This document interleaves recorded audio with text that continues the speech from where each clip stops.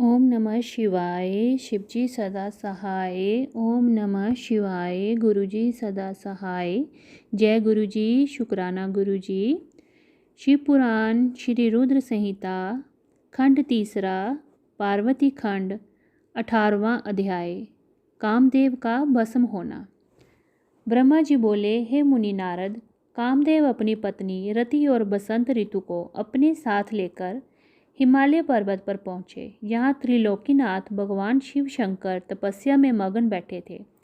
कामदेव ने शिवजी पर अपने बाण चलाए। इन बाणों के प्रभाव से शिवजी के हृदय में देवी पार्वती के प्रति आकर्षण होने लगा तथा उनका ध्यान तपस्या से हटने लगा। ऐसी स्थिति देख महायोगी शिव अत्यंत आश्चर्यचकित हुए और मन में सोचने लगे कि मैं क्यों अपने ध्यान से एकाग्रचित्त नहीं हो पा रहा हूँ। मेरी तपस्या में ये कौन विघ्न आ रहा है। अपने आप में ये सोचकर शिव इधर उधर चारों ओर देखने लगे। जब महादेव जी की दृष्टि दिशाओं पर पड़ी तो वे भी डर के मारे कांपने लगे। तभी भगवान शिव की दृष्टि सामने छिपे हुए कामदेव पर पड़ी। उस समय काम पुनः बाण छोड़ने वाले थे। उन्हें देखते ही शिव जी को बहुत क्रोध आ गया। इतने में काम ने अपना बाण छोड़ दिया, परंतु क्रोधित हुए शिवजी पर उसका कोई प्रभाव नहीं हो सका। वे बाण शिवजी के पास आते ही शांत हो गया। तब अपने बाण को बेकार हुआ देख कामदेव डर से कांपने लगे और इंद्र आदि देवताओं को याद करने लगे। सभी देवतागण वहां पहुंचे। महादेव जी को प्रणाम करके उनकी भक्ति भाव से स्तुति करने लगे। जब देवतागण उनकी स्तुति कर ही रहे थे तभी भगवान शिव के मस्तक के बीचों बीच स्थित तीसरा नेत्र खुल गया और उसमें से आग निकलने लगी। वह आग आकाश से ऊपर उड़ी और अगले ही पल पृथ्वी पर गिर पड़ी, फिर चारों ओर गोले में घूमती रही। इससे पूर्व कि इंद्र देव या अन्य देवता भगवान शिव से क्षमा याचना कर पाते, उस आग ने वहां खड़े कामदेव को जलाकर भस्म कर दिया। कामदेव के मर जाने से देवताओं को बड़ी निराशा व दुख हुआ। वे ये देखकर बड़े व्याकुल हो गए कि काम उनकी वजह से ही शिवजी के क्रोध का भागी बना। कामदेव के अग्नि में जलने का दृश्य देखकर वहां उपस्थित देवी पार्वती और उनकी सखियां भी अत्यंत भयभीत हो गईं। उनका शरीर जड़ हो गया, जैसे शरीर का खून सफ़ेद हो गया हो। पार्वती अपनी सखियों के साथ तुरंत अपने घर को चली गई। कामदेव की पत्नी रति तो मूर्छित होकर गिर पड़ी। मूर्छा हटने पर वह जोर जोर से विलाप करने लगी। अब मैं क्या करूं, कहाँ जाऊं? देवताओं ने मेरे साथ बहुत बुरा किया।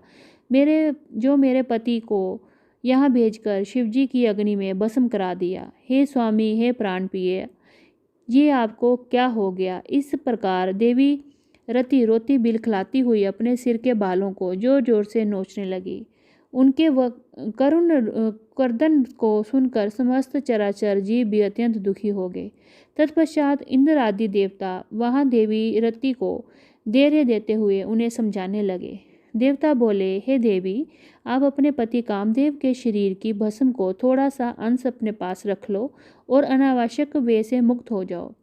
त्रिलोकीनाथ करुणा निदान शिवजी अवश्य ही कामदेव को पुनः जीवित कर देंगे।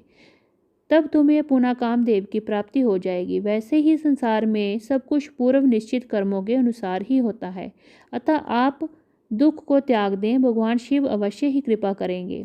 इस प्रकार देवी रति के अनेक आश्वासन देकर सभी देवता शिवजी के पास गए और उन्हें प्रणाम करते हुए कहने लगे, हे वक्त वत्सल, हे त्रिलोकीनाथ, भगवान आप कामदेव के ऊपर किए अपने क्रोध को पुनः विचार अवश्य करिए। कामदेव ये कार्य अपने लिए नहीं कर रहे थे, इसमें उनका निजी स्वार्थ कतई नहीं था। हे भगवान, हम सभी तारकासुर के सताए हुए थे। उसने हमारा राज्य छीनकर हमें स्वर्ग से निष्कासित कर दिया था। इसलिए तारकासुर के विनाश करने के लिए ही कामदेव ने ये कार्य किया था। आप कृपा करके अपने क्रोध को शांत करें और रोती बिलखिलाती कामदेव की पत्नी रति को समझाने की कृपा करें, उसे सांत्वना दें, अन्यथा हम यही समझेंगे कि आप हम सभी देवताओं और मनुष्यों का संहार करना चाहते हो। हे प्रभु, कृपा कर रति का शोक दूर करें। तब सदाशिव बोले, हे देवगणों, हे ऋषियों, मेरे क्रोध के कारण मैंने कामदेव को अपनी तीसरी नेत्र से भस्म कर दिया है। जो कुछ हो गया है उसे अब बदला नहीं जा सकता, परंतु कामदेव का पुनर्जन्म अवश्य होगा। जब विष्णु भगवान श्री कृष्ण का अवतार लेंगे और रुक्मणी को अपनी पत्नी के रूप में स्वीकारेंगे, तब देवी रुक्मणी के गर्भ से श्री कृष्ण के पुत्र के रूप में कामदेव जन्म लेंगे। उस समय कामदेव प्रद्युम्न नाम से जाने जाएंगे। प्रद्युम्न के जन्म के तुरंत बाद ही शंबर नाम का असुर उनका अपहरण कर लेगा और उसे समुद्र में फेंक देगा। रति, तब तक तुम्हें शंबर के नगर में ही निवास करना होगा। वहीं पर तुम्हें अपने पति कामदेव की प्रद्युम्न के रूप में प्राप्ति होगी। वहीं पर प्रद्युम्न के द्वारा शंबरासुर का वध होगा। भगवान शिव की बात सुनकर देवताओं ने प्रसन्नतापूर्वक उन्हें प्रणाम किया और बोले, हे देवादिदेव महादेव, करुणा निदान, आप कामदेव को जीवन दान दें और कामदेव के पुनर्जन्म तक देवी रति के प्राणों की रक्षा करें। देवताओं की ये बात सुनकर करुणा निदान भगवान शिव ने कहा कि मैं कामदेव को अवश्य ही जीवित कर दूंगा। वह मेरा गण होकर आनंद पूर्वक जीवन व्यतीत करेगा। अब तुम सब निश्चित होकर अपने अपने धाम को जाओ। ऐसा कहकर महादेव जी भी वहाँ से अंतर्ध्यान हो गए। उनके कहे वचनों से देवताओं की सभी शंकाएं दूर हो गईं। तत्पश्चात देवताओं ने कामदेव की पत्नी रति को अनेकों आश्वासन दिए और फिर अपने धाम को चले गए। देवी रति भी शिव आज्ञा के अनुसार शंबर नगर में चली गई और वहां पहुंचकर अपने प्रियतम के प्रकट होने की प्रतीक्षा करने लगी। इति श्री 18वां अध्याय समाप्त। 19वां अध्याय शिव क्रोधाग्नि की शांति। ब्रह्मा जी बोले, हे नारद जी, जब भगवान शंकर ने अपना तीसरा नेत्र खोलकर उसकी अग्नि से कामदेव को भस्म कर दिया, तो इस त्रिलोक के सभी चराचर जीव डर के मारे कांपने लगे और भय मुक्ति और महादेव जी के क्रोध को शांत कराने के लिए मेरे पास बड़ी आशा के साथ आए। उन्होंने मुझे अपने कष्टों और दुखों से अवगत कराया। जब सब कुछ जानकर मैं भगवान शंकर के पास पहुंचा, वहां पहुंचकर मैंने देखा कि भगवान शंकर का क्रोध 7वें आसमान पर था। वे भयंकर क्रोध की अग्नि में जल रहे थे। मैंने उस ददकती अग्नि को शिवजी की कृपा से अपने हाथ में पकड़ लिया और समुद्र के पास जा पहुंचा। मुझे अपने पास पाया देख समुद्र ने पुरुष रूप धारण किया और मेरे पास आ गए और बोले, हे विधाता, हे ब्रह्मा जी, मैं आपकी क्या सेवा करूं? ये सुनकर ब्रह्मा जी कहने लगे, हे सागर, भगवान शिव शंकर ने अपने तीसरे नेत्र की अग्नि से कामदेव को भस्म कर दिया है। इस क्रोध अग्नि से पूरा संसार जलकर राख हो सकता है। इसी कारण मैं इस क्रोध अग्नि को रोककर आपके पास ले आया हूँ। हे सिंधुराज, मेरी आपसे ये विनम्र प्रार्थना है कि सृष्टि के प्रलय काल तक आप अपने अंदर इसे धारण कर लें। जब मैं आपसे इसे मुक्त करने के लिए कहूँ, तभी आप इस शिव क्रोध अग्नि का त्याग करना। आपके ही इसे भोजन और जल प्रतिदिन देना होगा और इसे अपने पास धरोहर के रूप में सुरक्षित रखना होगा। इस प्रकार मेरे कहे हुए शब्दों के अनुसार समुद्र ने क्रोधाग्नि को अपने अंदर धारण कर लिया।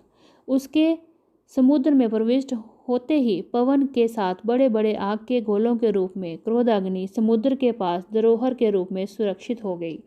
तत्पश्चात मैं अपने लोक को वापिस लौट आया। इति श्री 19वां अध्याय समाप्त। 20वां अध्याय शिवजी के विषों से पार्वती का शोक। ब्रह्मा जी कहते हैं, नारद, जब भगवान शिव ने अपना तीसरा नेत्र खोलकर उसकी अग्नि से कामदेव को भस्म कर दिया, तब मैंने उस क्रोध अग्नि से भयभीत देवताओं सहित सभी प्राणियों को भय से मुक्त कराने के लिए उस अग्नि को शिव की आज्ञा से पकड़ लिया और उसे लेकर समुद्र तट की ओर चल पड़ा। समुद्र को उस क्रोधाग्नि को सौंपकर मैं वापस अपने धाम लौट आया। तब पूरा जगत भय मुक्त होकर पहले की भांति प्रसन्न हो गया। नारद जी ने ब्रह्मा जी से पूछा, हे दयानिधि, आप मुझे ये बताइए कि कामदेव के भस्म हो जाने पर पार्वती ने क्या किया? वे अपनी सखियों के साथ कहाँ गईं? हे प्रभु, कृपया मुझे इस बारे में भी बताइए। नारद जी के ये वचन सुनकर ब्रह्मा जी बोले, भगवान शंकर के तीसरे नेत्र से उत्पन्न अग्नि ने जब कामदेव को जलाकर भस्म कर दिया, तब पूरा आकाश गूंजने लगा। ये दृश्य देखकर देवी पार्वती और उनकी सखियां डरकर अपने घर को चली गई। वहां पहुंचकर पार्वती जी ने सारा हाल अपने माता पिता को बताया, जिसे सुनकर उन्हें बड़ा आश्चर्य हुआ। अपनी पुत्री को विहल देखकर हिमालय को बहुत दुख हुआ। हिमालय ने पार्वती के आंसुओं को पोंछकर कहा, पार्वती, डरो मत और रो मत। तब हिमालय ने अपनी पुत्री को अनेकों प्रकार से सांत्वना दी। कामदेव को भस्म करने के उपरांत शिवजी वहां से अंतर्ध्यान हो गए। तब शिवजी को वहां ना पाकर पार्वती अत्यंत व्याकुल हो गई। उनकी नींद और चैन जाते रहे। वह दुखी और बेचैन रहने लगी। उन्हें कहीं भी सुख शांति का अनुभव नहीं होता था। जब उन्हें अपने रूप के प्रति भी शंका होती थी, पार्वती सोचती थी कि मैंने क्यों अपने सखियों द्वारा समझाने पर भी कभी ध्यान नहीं दिया। पार्वती देवी सोती जागते, खाते पीते, नहाते धोते, चलते फिरते और अपनी सखियों के साथ होते हुए भी सिर्फ महादेव जी का ही ध्यान और चिंतन करती थी। इस प्रकार उनका मन शिवजी के विषयों की वेदना सहन नहीं कर पा रहा था। वह शारीरिक रूप से अपने पिता के घर और हृदय से भगवान शंकर के पास रहती थी। शोक में डूबी पार्वती बार बार मूर्छित हो जाती थी। इससे गिरिराज, हिमालय और उनकी पत्नी मैना बहुत दुखी रहते थे। वह पार्वती को समझाने की बहुत कोशिश करते थे, परंतु पार्वती का ध्यान शिवजी की ओर से जरा भी नहीं हटता था। हे देवऋषि नारद, एक दिन देवराज इंद्र की इच्छा से आप घूमते हुए हिमालय पर्वत की ओर आए। तब शैलराज हिमालय ने आपकी बहुत आदर सत्कार किया और आपका कुशल मंगल पूछा। आपको उत्तम आसन पर बिठाकर हिमालय ने सारा वृत्तांत सुनाया। हिमालय ने बताया कि किस प्रकार पार्वती जी महादेव जी की सेवा आरंभ करके और उसके बाद अपनी पुत्री के शिव पूजन से लेकर कामदेव के भस्म हो जाने तक की सारी कथा सुनाई। ये सब सुनकर गिरिराज हिमालय ने कहा कि आप भगवान शिव का भजन करें। तत्पश्चात हिमालय से विदा लेकर वह एकांत में गुमसुम बैठी देवी पार्वती के पास गए। तब उनका हित करने की इच्छा से आपने उन्हें इस प्रकार सत्य वचन कहे। उन्होंने कहा, हे पार्वती, तुम मेरी बातें ध्यानपूर्वक सुनो। तुम्हारी ये दशा देखकर मैं तुमसे ये बात कह रहा हूँ। तुमने हिमालय पर्वत पर पधारे महादेव जी की सेवा की, परंतु तुम्हारे मन में कहीं न कहीं अहंकार का वास हो गया था। शिव भक्त वत्सल हैं। वे अपने भक्तों पर सदैव अपनी कृपा दृष्टि बनाए रखते हैं। वे विरक्त और महायोगी हैं। तुम्हारे अंदर उत्पन्न हुए अभिमान को तोड़ने के लिए ही सदाशिव ने ऐसा किया है। अतः तुम उन्हें तपस्या द्वारा प्रसन्न करने का प्रयत्न करो। तुम चिरकाल तक उत्तम भक्ति भाव से उनकी तपस्या करो। तुम्हारी तपस्या से प्रसन्न होकर महादेव जी निश्चय ही तुम्हें अपनी सहधर्मिणी बनाना स्वीकार करेंगे। यही शिव जी को पति रूप में प्राप्त करने का एकमात्र साधन है। हे नारद, आपकी ये बात सुनकर देवी शिवा हर्षित होते हुए इस प्रकार बोली, हे मुनि श्रेष्ठ, आप सब कुछ जानने वाले और इस जगत के उपकार करने वाले हैं, अतः आप शिवजी की आराधना के लिए मुझे कोई मंत्र प्रदान करें। तब आपने पार्वती को पंचाक्षर शिव मंत्र ओम नमः शिवाय का विधिपूर्वक उपदेश दिया। इसके प्रभाव का वर्णन करते हुए आपने कहा कि ये मंत्र सब मंत्रों का राजा है और सभी मनोकामनाओं को पूर्ण करने वाला है। ये मंत्र भगवान शिव को बहुत प्रिय है। ये साधक का भोग और मोक्ष प्रदान करने वाला है। इस पंचाक्षर मंत्र का विधि पूर्वक व नियम पूर्वक जाप करने से शिव जी के साक्षात दर्शन होते हैं। देवी, इस मंत्र का विधि पूर्वक जाप करने से तुम्हारे आराध्य देव करुणा निधान भगवान शिव शीघ्र ही तुम्हारे निकट प्रत्यक्ष रूप में प्रकट हो जाएंगे। अतः तुम शुद्ध हृदय से शिवजी के चरणों का चिंतन करती हुई इस महामंत्र का जाप करो। इससे तुम्हारे आराध्य देव संतुष्ट होकर तुम्हें दर्शन देंगे। अब देवी पार्वती, तुम इस मंत्र को जपते हुए शिवजी की तपस्या करो। इससे महादेव जी वश में हो जाते हैं। उत्तम भाव से की गई तपस्या से ही मनोवांछित फलों की प्राप्ति होती है। ब्रह्मा जी बोले, नारद, तुम भगवान शिव के प्रिय भक्त हो। तुम अपनी इच्छा अनुसार जगत में भ्रमण करते हो। तुमने देवी पार्वती को सभी कुछ समझाकर देवताओं के हित का कार्य किया। तत्पश्चात तुम स्वर्गलोक को चले गए। तुम्हारी बात सुनकर देवी पार्वती बहुत प्रसन्न हुई।